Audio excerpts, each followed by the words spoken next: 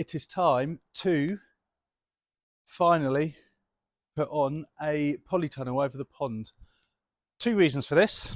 One, obviously, it is starting to get a bit chilly. The forecast shows that the weather's only getting colder from here on out.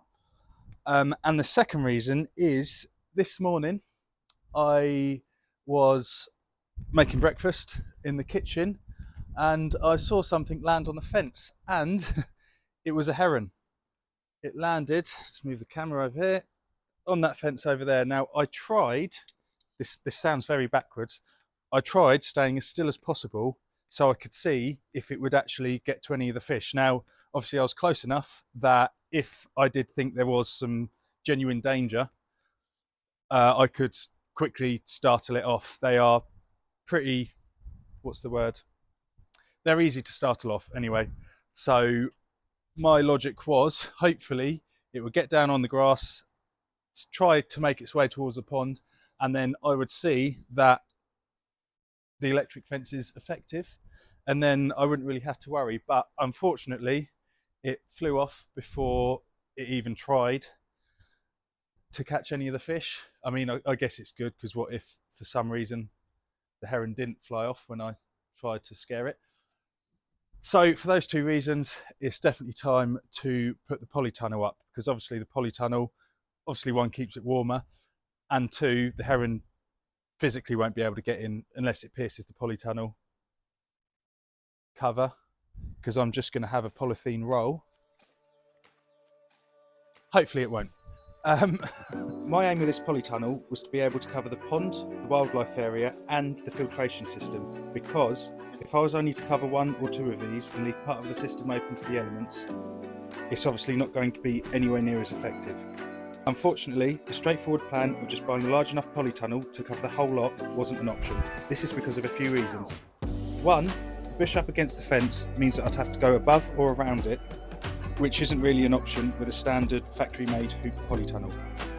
Two, I don't want any part of the tunnel running down towards the fence, which would cause a lot of runoff water to pour onto the fence from the rain. Three, I want to be able to access the filter pit in the winter where I need to lift up the decking, so I'd need a door wide enough so it's easy access for me. Four, probably the most important, I couldn't justify spending £2,000 to £3,000 on a large polytunnel to go over the whole lot. So it would have to be one that I made to measure. My first idea to keep costs down was to make it out of PVC pipes, and I bought a small amount of materials so I could construct the first frame and get an idea of how I wanted it. I then got stuck, got my dad round to give me a hand, and we then came up with a design that was absolutely rubbish.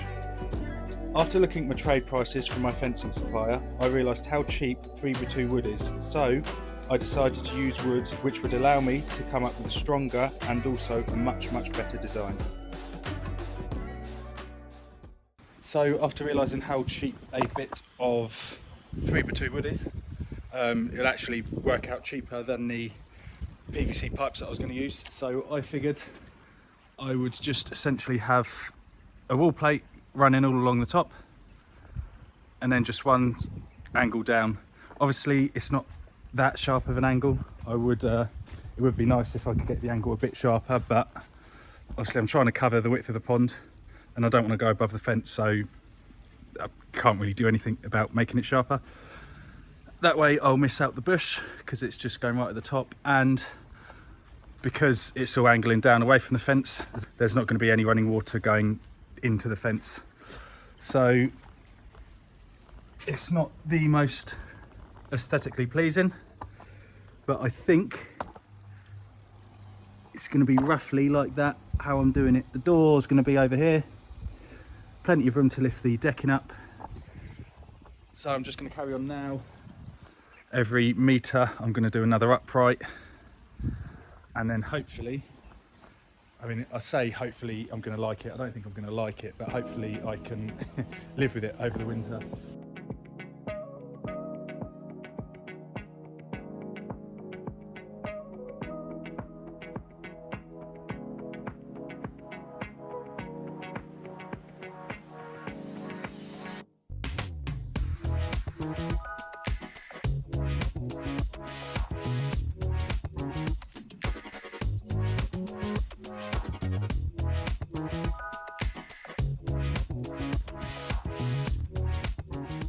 after doing a few adjustments, like lifting it up, I think this is exactly how I'm going to have it. I mean, I could obviously raise it up a bit more, have more room underneath, but I'll be honest, I don't really want to push the limits of how far or how much I can get out of this structure, for multiple reasons, such as there's only going to be 1, 2, 3 posts in the ground, all bolted for the whole structure. The top wall plate up there is just a load of thin screws into the top rail of the fence panels, and obviously the wood is only 3x2 to keep the cost down. So for those reasons, I don't really want to push it too hard on, yeah, like I say, how much I can get out of the structure. He hasn't seen me there yet. Hello. Now it's just time to do the rest. I'm going to be using some ladders across there so I can essentially walk over the pond, because I am not going to try to squeeze in up there with a bit of wood with my impact driver and yeah, because I'll just end up falling in, which I haven't done yet. So yeah, that's the plan.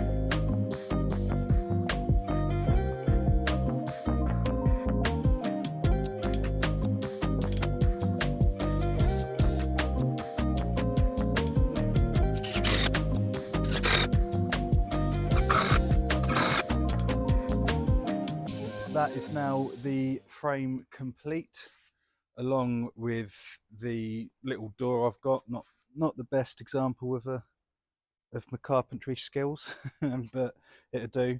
Got all gravel boards, which is what the polytunnel is going to tack to. I'm going to use a batten clamp method, which I'll get onto later. I have purposely, in the wildlife bit, when I get there, Nellie's decided she wants to investigate. I think so. I'm going to have it somewhat tight down to this board, the polythene. I think I'm probably just going to have it loose under here, so some wildlife can get in and out, and it will help a bit with airflow, which obviously sounds a bit backwards, but everything I'm seeing online says that it is important to allow for some small amount of airflow in there. So I think I'll just keep it open like that for now, and then we'll see how we go. It's also going to be the same with, you can see under the gravel board there, underneath the rocks and stuff, again, just so little wildlife animals such as frogs and stuff like that can still get in and out. I doubt it will make too much of an effect with the temperature in here, but it's going to be something that I basically trial and error for the first kind of few weeks. It's going to be quite interesting to see how it's going to perform. I've got 2 thermometers on order that are coming tomorrow, which will be when I put all the polythene up. They're both going to be like maximum and minimum thermometers. So if you set it up and you come back to it, say a day later, it will tell you what the minimum temperature has been and also what the maximum temperature has been. So it'd be interesting to see how the temperature fluctuates overnight compared to outside, because I've got 2 of them. So I'm going to have one basically in the polytunnel, and then I'm just going to set one, I don't know, just around here or something, just so I can compare it. Because of the wooden frame having edges and corners, I went round the entire frame, cutting and sanding any corners that could possibly pierce the polythene sheet after it's pulled and tensioned. I also went round and double checked that all the screw heads were sunken for the same reason.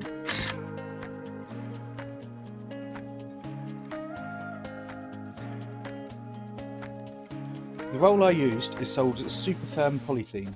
This is because it has 90% transparency rating, which allows the light to pass through and heat up the tunnel whilst also being 200 microns, which is pretty thick when it comes to polythene sheets. The plan was to fix it to one corner, then unravel it along the length of the structure, fix it to the top, and then starting at one end, pulling the sheet down close to the floor, and then fixing it to get it tight.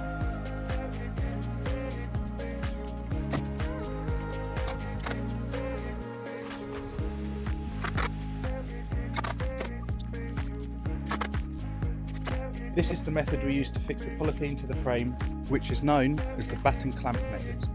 Once we did this all around the structure, the last thing to do was the door, where we fixed the sheet all around the edges and then cut around the door so it could open. There are other ways to do this, but I really wasn't bothered about having slight gaps around the door. After finishing the door and fixing a few bits of batten to the top of the structure to prevent the sheet moving around too much in the wind, I finally went inside to have my first look, and I was actually surprisingly impressed with how decent it looks. In all honesty, I thought it was going to look a lot worse than it actually does. And the main thing is that the sheet had only been on the structure for about an hour and a half, and already it was 21.2 degrees Celsius inside, which was 5 degrees warmer than outside. So I think this polytunnel is going to be pretty effective. So this is what it looks like from the outside. I mean, obviously it's a polytunnel, it's never gonna, it's always gonna be a bit of an eyesore, and this one is quite large, but I think for what it is, it looks kind of somewhat smart, I guess. They're the extra bits of batten that we clamped down just to prevent the sheet moving too much in the wind, because there was a few bits where we couldn't pull it overly tight and we kind of weren't overly worried about that.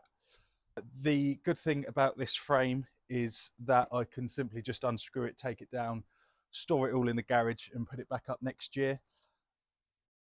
Obviously, hopefully the polythene roll will stay somewhat intact as well. But if I want to next year, I can obviously just upgrade it to actual polycarbonate sheets, which are just as see-through. I imagine a bit more see-through, as in, you know, transparency for the sun to get through and warm it up, and obviously they're a lot more insulating, so that could be something that I do next year. But this year I just couldn't justify spending the amount that I'd need to on polycarbonate sheets. At the moment, as you can see, it's very grey clouds. I'm not exaggerating one bit when I say there hasn't been one bit of sun today, but saying that, I've got a thermometer outside and inside. We are still 1.5 degrees difference, which isn't anything crazy, but obviously there's been no sun. And the lows for the day is actually 2.5 degrees difference. So it seems as though it's been a bit more stable inside. Let's just get in. So as you can see, obviously this is just wood fencing at the moment. There's no kind of insulation or anything down there.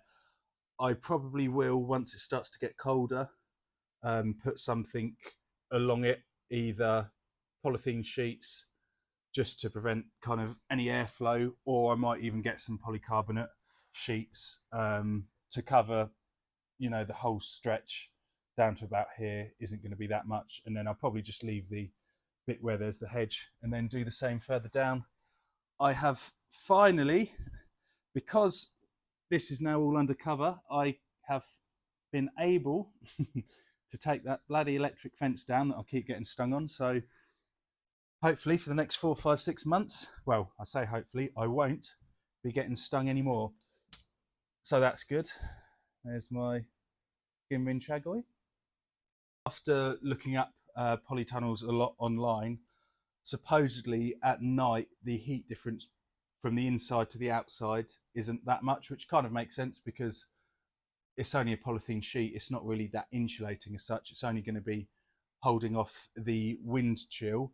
But it would be interesting to see how it performs, because after looking at a few things of kind of cheap ways how people keep their polytunnels somewhat warm overnight, quite a common thing people do is get a black water butt, fill it with water, and the logic behind it is that the Sun obviously goes through the polythene sheeting, and because obviously the water butt's black, it's attracting the sun and therefore the heat. Because there's quite a bit of water in there, it's acting as a heat sink. So overnight, because water takes quite a while to heat up and cool down, overnight the water butt is acting, yeah, as kind of like a heat sink. So with that logic, I'm wondering if that might happen on quite a big scale in this tunnel. The logic being that the sun comes through, heats up all inside, heats up the water quite a lot. And then because obviously the water takes longer to cool down and heat up than the air, it may make the air in here kind of a bit more stable overnight. But saying all this, that isn't the main goal in all this. The main goal in this is to keep the water itself warm. Another thing that I'm going to be looking into is having it heated, but not to try to keep it at 15, 18, 20 degrees, anything like that. To have basically a heater that kicks on if the water gets below, I don't know, around 6 degrees, around 7 degrees, something like that. So the logic being is that it's just to prevent the cold temperatures that can potentially start to be a bit dangerous for the koi. I've seen a few things online that where their ponds are covered, they will basically get just a simple 500-watt aquarium heater and literally just stick it in there, and they say it's surprisingly how well it will keep it at, you know, 5, 6, 7 degrees, whatever the temperature is that you're trying to get towards. Now, aquarium heaters, their lowest thermostat setting is usually around 18 degrees, I think, 17 degrees, something like that.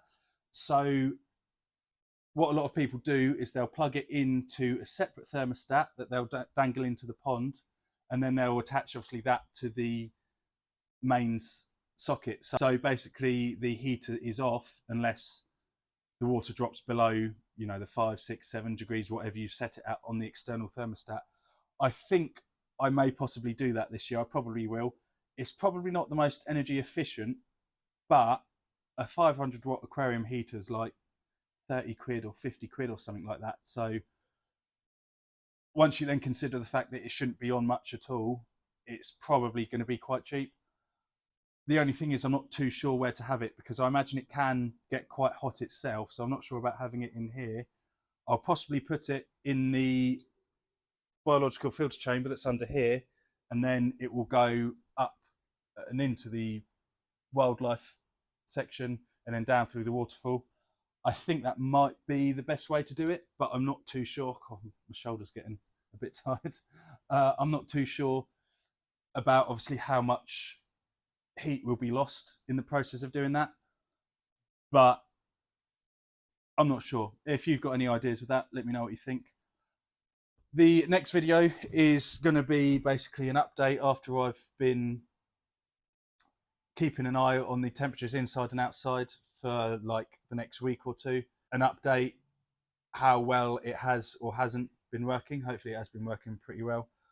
And I will also be declaring the winner of the Nutrimare 360 koi food that I'm giving away, 5 kilos of it. So thanks to Nutrimare for that. So thank you for watching, and I will see you next time.